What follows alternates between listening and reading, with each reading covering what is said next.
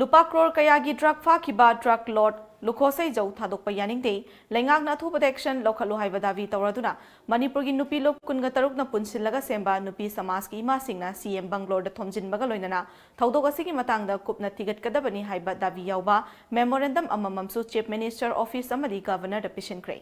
Lukhosai Zou mara leite fariba drug sing adu mahaki driver gi ni hariba si chanaba yaba wafam nate chahi nauriba driver aduna aduk yamlaba drug ki mapu oi hariba si thazaba yadaba wafam ni haina Nupi samaj ki President T.H. Ramanina thongdokre. Namjanba driver adu loard bung amban pati. Aduna masigi khong mari bhajana hai kota hangalaga shopping kota hangalaga achumba thidok piyo masi mayam na yaningde bikrava driver ani do taichanba haiba te soya yaningde darak aduk yamba do moina pupa mambarate aduna asaw sangna mase